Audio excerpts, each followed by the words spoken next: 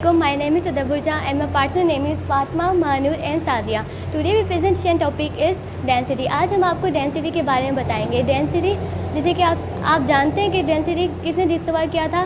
Density discover किया था आर्थिमिड्स ने। डेंसिटी का फार्मूला होता है मास पर वॉल्यूम। डेंसिटी का सैम्पल होता है फिर से हम रो कहते हैं। डेंसिटी को समझने के लिए पहले हमें मास और वॉल्यूम का समझना बहुत ज़रूरी है। मास मैटर की क्वालिटी बताता है, उसे मास कहा जाता है, और वॉल्यूम मैटर की लेंथ और विड्थ और हाइट बताता है। तो अब हम डेंसिटी समझेंगे कि डेंसिटी क्या है। डेंसिटी कहते हैं क्लोजनेस ऑफ पार्टिकल्स को। किसी भी ऑब्जेक्ट के अंदर जितने ज़्यादा पार्टिकल्स करीब होंगे उसकी डेंसिटी उतनी ज़्यादा होगी। डेंसिटी का फॉर्मूला है मास पर वॉल्यूम। किसी भी ऑब्जेक्ट का वज़न ज़्यादा होगा तो उसकी डेंसिटी भी उतनी ज़्यादा होगी पर उसका वॉल्यूम कम होगा, और किसी भी ऑब्जेक्ट का वज़न कम होगा तो उसकी डेंसिटी भी उतनी कम होगी पर उसका वॉल्यूम ज़्यादा होगा। तो फातिमा आपको एक्सपेरिमेंट करके दिखाएगी। जैसे आप लोगों को महानूर और तदब्बुर ने बताया है कि डेंसिटी और मास वॉल्यूम क्या होता है, मैं आप लोगों को एक्सपेरिमेंट करके दिखाऊंगी जिससे आप लोगों को ज़्यादा अच्छा समझ आएगा।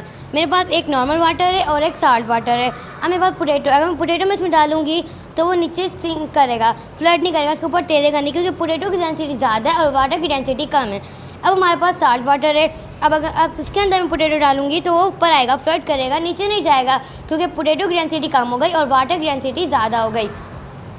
I hope you understand. अब आप लोगों को सादिया एक और एक्सपेरिमेंट करके दिखाएंगे। अब मैं आप लोगों को एक और एक्टिविटी करूंगी डेंसिटी की। हम लेंगे ऑयल और वाटर में ऐड करेंगे। अब आप देख सकते हैं ये डिज़ोल्व नहीं होएगा क्योंकि जो ऑयल की डेंसिटी है वो बहुत ज़्यादा कम है वाटर की डेंसिटी से, तो इसलिए वो डिज़ोल्व नहीं हो रहा, वो उसकी एक फ्लोट करने लग गया, सिंक नहीं कर रहा। अब देखिए हमारे पास एक एम्प्टी ढक्कन है, इसमें हम डालेंगे तो ये फ्लोट कर रहा है क्योंकि इसकी डेंसिटी बहुत ज़्यादा कम है वाटर भी और ऑयल से भी, तो इसलिए वो फ्लोट कर रहा है। और अब मेरे पास ये भी है और हम इसमें भी ऐड करेंगे तो ये एकदम सिंक करेगा, ये फ्लोट नहीं करेगा क्योंकि इसकी जो डेंसिटी है बहुत ज़्यादा है।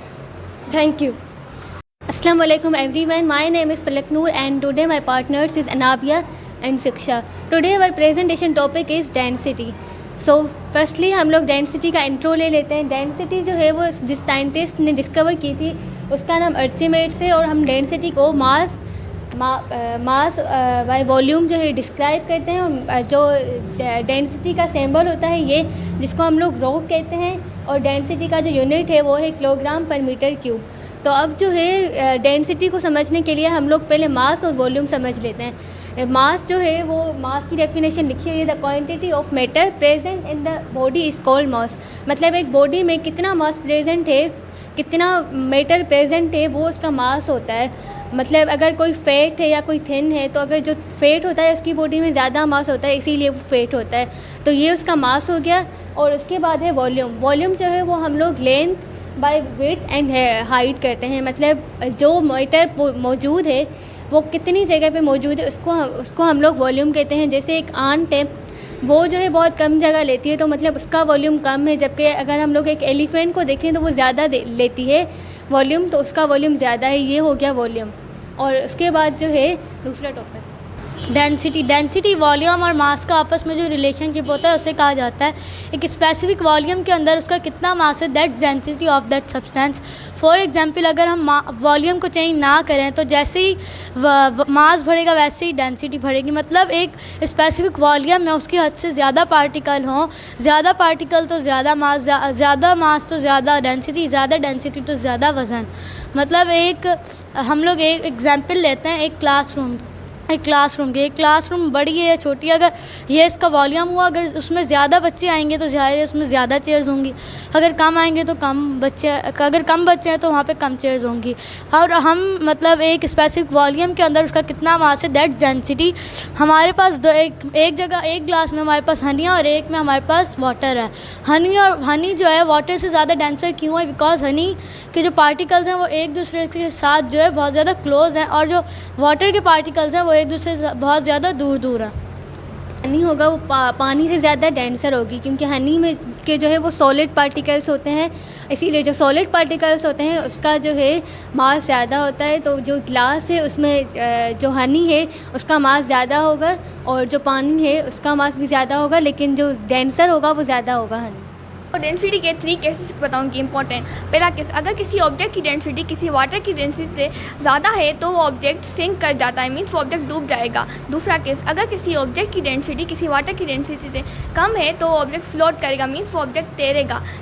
तीसरा केस, अगर किसी नेदर सिंक नॉर फ्लोट, मतलब इस केस में जो ऑब्जेक्ट होता है वो सिंक भी नहीं करता है, वो फ्लोट भी नहीं करता है, बीच में रहता है। इसके लिए हम लोग आपको लोगों को एक एक्सपेरिमेंट करके दिखाएंगे जिससे लोग Assalamu alaikum. First of all, my introduction is my name is Shazad Sindhu. I study in class 7 and my partner name is Aisha Manu. Today my presentation topic is density. What is density? जो matter होते हैं उसके जो particles होते हैं उनका आपस में जो अटैचमेंट होता है वो डेंसिटी कहलाता है। फॉर एग्जांपल हमारे पास एक वाटर है, एक ऑयल है। अगर हम वाटर को ऑयल में डालेंगे तो वो मिक्स नहीं होगा क्योंकि उसके पार्टिकल्स पैक्ड होते हैं और वाटर से ऑयल की डेंसिटी ज़्यादा है।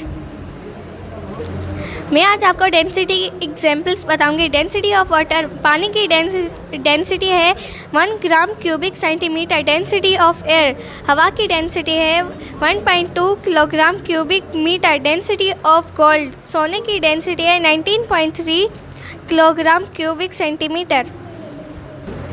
मैं आपको डेंसिटी के साइंटिस्ट बताऊंगी जिन्होंने डेंसिटी पर काम किया था। वैसे तो बहुत से साइंटिस्ट थे जिन्होंने डेंसिटी पर काम किया था, लेकिन जो डिस्कवर किया था डेंसिटी को उसका नाम था आर्चिमीड्स। और दो जो साइंटिस्ट थे उन्होंने दो चीज़ों का मतलब डिस्कवर किया था। एक जो एरिस्टोटल ने 384 से लेकर 362 में उसने जो रिकॉग्नाइज किया था दो चीज़ों का, वो था मास और वॉल्यूम। दूसरा था ब्लेस पास्कल। ब्लेस पास्कल ने 1623 से लेकर 1662 के ईयर में उसने जो रिकॉग्नाइज किया था दो चीज़ों का, वो था प्रेशर और डेंसिटी। हम आपके सामने एक एक्सपेरिमेंट करेंगे।